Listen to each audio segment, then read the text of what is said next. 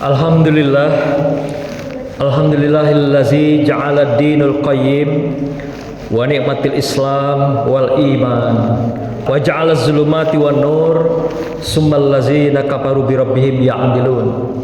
Asyhadu an la ilaha illallah wahdahu la syarika lahul azim wa asyhadu anna muhammadan abduhu wa rasuluhul karim. Allahumma salli wa sallim ala sayyidina wa habibina wa maulana wa syafi'ina wa qurrati ayunina Muhammadin wa ala alihi wa sahbihi ajma'in wa man tabi'ahum bi ihsani ila yaumiddin bi rahmatika ya arhamar rahimin. Ya ayyuhal hadirun ittaqullaha mastata'tum wa ta'atihi la'allakum tuflihun.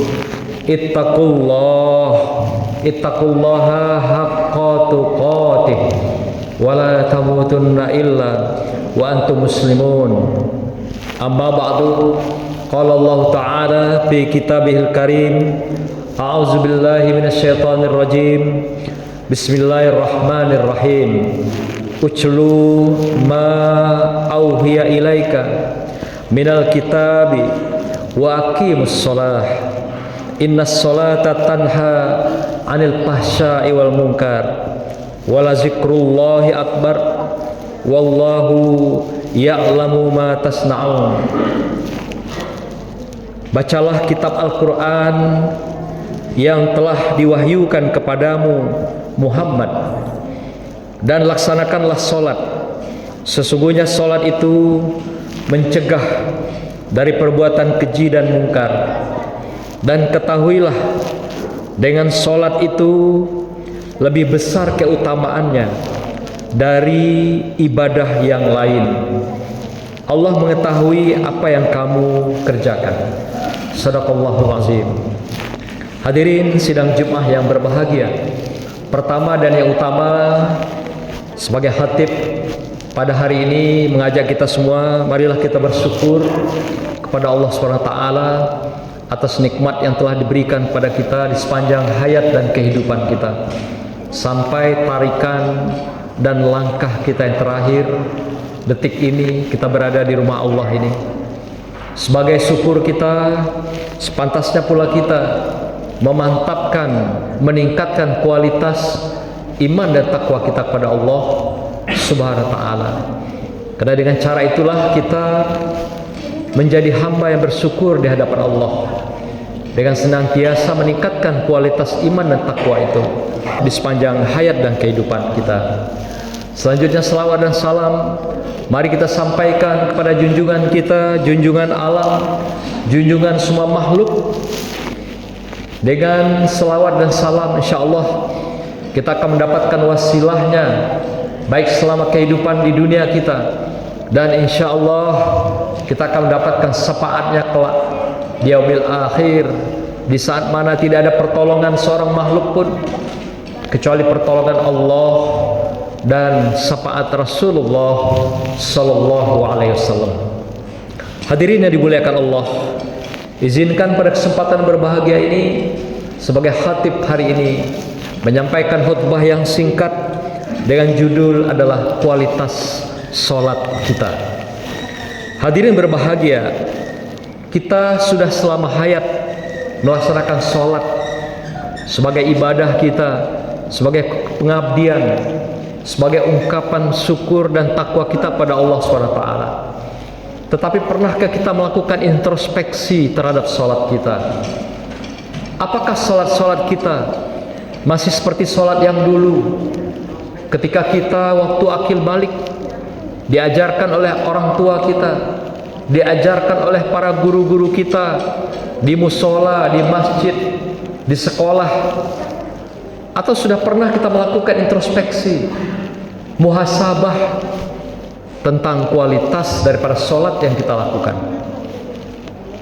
Ketahuilah bahwa ketika kelak kita menghadap Allah SWT, pertama-tama yang dihisab adalah sholat yang kita lakukan di dunia. Dan setelah sholat dihisab, barulah ibadah-ibadah amaliyah yang lain. Oleh karena itu, dalam Islam kita diajarkan bagaimana sholat ini yang baik dan benar.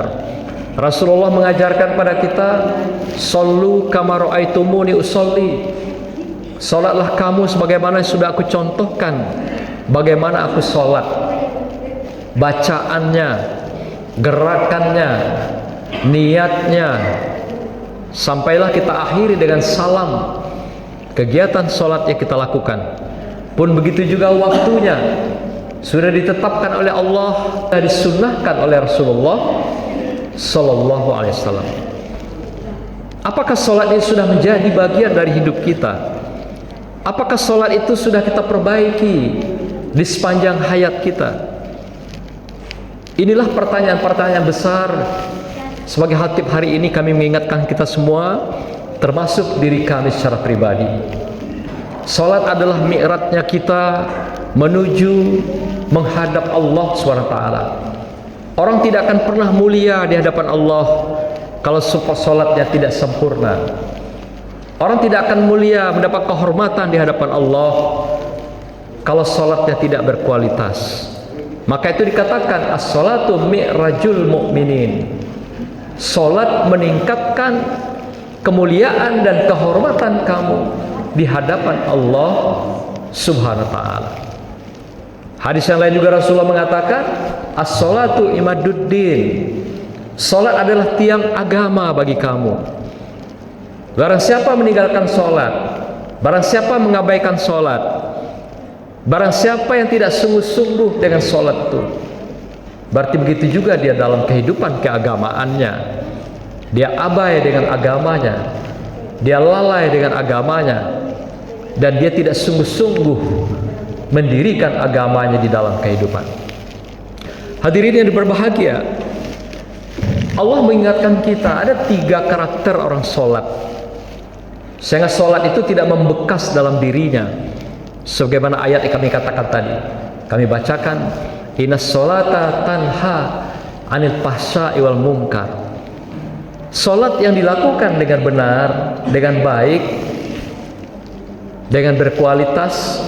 Kualitas itu dalam bahasa Arab adalah kaifiat, mengikuti aturan, ketentuan, pedoman dan contoh yang telah diberikan Rasulullah Sallallahu Alaihi Wasallam. Itulah sholat yang berdasarkan kaifiat atau berdasarkan kualitas.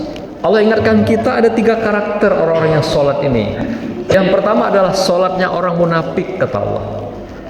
Sholat orang munafik adalah sholat yang berpura-pura. Dia sholat tetapi hanya untuk mencari pencitraan di mata manusia, pencitraan di mata makhluk, agar dipuji, disanjung. Maka itu dikatakan sholat begini adalah as-sholatu qomu kusal. Sholatnya pura-pura.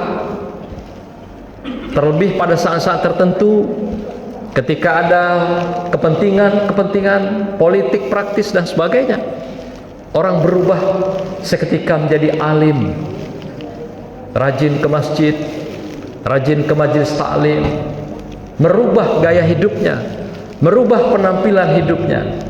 Inilah dikatakan ibadah sholat yang berpura-pura. Mereka ini adalah yura'unan nas.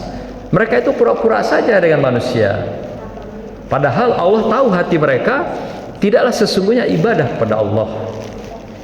Yang kedua, Allah juga ingatkan kita dalam surah Al-Ma'un.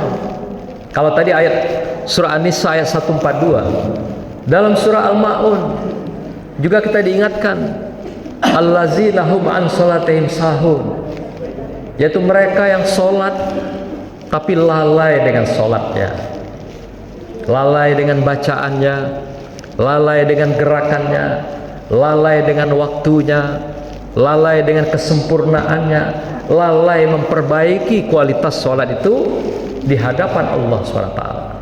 Jadi lalai di sini bukan saja kita melalaikan waktu, tapi juga kalau kita tidak pernah mencoba memperbaiki sholat kita, yang merupakan cara kita menghadap Allah, mi'raj, mendapatkan kemuliaan, mendapatkan ampunan, mendapatkan maghfirah Allah. maka ini dianggap juga kita adalah orang-orang yang lalai. Maka dikatakan banyak sekali manusia yang masih melalaikan sholatnya dalam kehidupan. Secara letter-let orang memahami lalai itu hanya waktu, tapi tentu lebih dari itu. Dalam pandangan para mufassirin, lalai mulai dari bacaannya. Yang ketiga Allah ingatkan kita adalah sholatnya orang sukaro, yaitu sholatnya orang mabuk, kata Allah. Dengan tegas Allah katakan tentang sholat yang mabuk ini adalah surah An-Nisa ayat 43. Allah katakan, kamu sholatnya mabuk. Mabuk secara fisik, At-Tabari mengatakan dalam tafsirnya adalah mabuk seperti minuman. Tetapi mabuk seseorang dalam sholat, dikatakan At-Tabari, adalah mereka yang tidak bersatunya hati, pikiran, dan perilaku perbuatan. Apa yang ada di hati tidak itu yang dipikirkan. Apa yang ada dalam pikiran tidak ada dalam hati dan perbuatan. Apa yang digerakkan tidak satu dengan pikiran dan hatinya. Apa yang dia ucapkan dia sendiri tidak paham. Ini yang dikatakan At-Tabari, dikatakan dengan sholat yang sukaro, yang mabuk. Maka itu kita ibadah. Sholat ini pada dasarnya adalah dalam rangka kita menaikkan, melakukan mi'raj dari sukaro menuju zakaro, yaitu sholat yang tidak kita kenal, tidak kita pahami.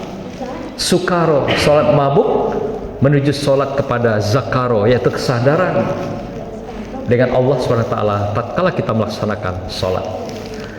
Hadirin berbahagia, maka itu ayat yang kami bacakan tadi sangat singkat. Inna sholata tanha anil fahsya'i wal munkar.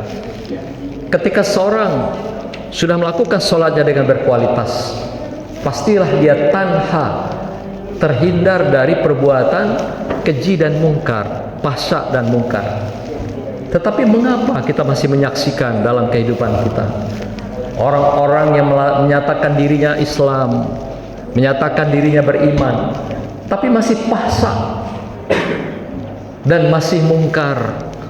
Fahsya itu adalah kezaliman yang dilakukan oleh seseorang terhadap dirinya, keluarganya, dan kelompoknya.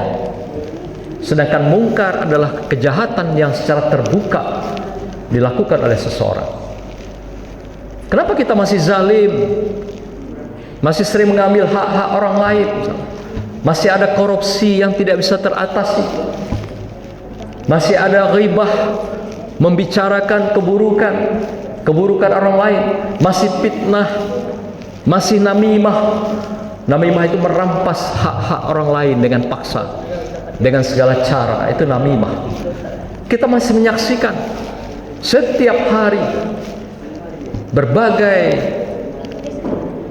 keculasan, fahsya dan mungkar ini berseliweran di dalam kehidupan kita. Oleh karena itu hadirin berbahagia, pada kesempatan berbahagia ini marilah kita perbaiki kualitas sholat kita, agar kita tatkala menghadap Allah SWT, setidaknya kita dalam perjuangan pengabdian, yaitu dalam rangka kita fisabilillah, berjuang menghadap Allah dengan kebaikan dan kesolehan serta kebenaran. Jangan pernah kita berhenti memperbaiki sholat kita. Karena kita hidup di dunia ini bukan dunia yang panah, bukan dunia yang vakum. Makin tinggi ilmu seseorang, keulamaan seseorang, tinggi juga iblis, jin dan setannya kelasnya. Makin tinggi pendidikan seseorang, tinggi juga pendidikan kelas jin, iblis dan setannya. Oleh karena itu setiap saat jangan pernah kita berhenti memperbaiki sholat kita, agar kita menjadi orang-orang yang khoshi'un dalam sholat. Khoshi'un, kata At-Tabari, dikatakan adalah sholat kita yang kita satukan, bersatunya hati, pikiran, dan perbuatan menghadap Allah seutuhnya, dengan bacaan-bacaan yang kita baca dengan benar, dengan apa yang kita baca pelan-pelan kita perbaiki, kita pahami di dalam sepanjang gerak sholat yang kita lakukan.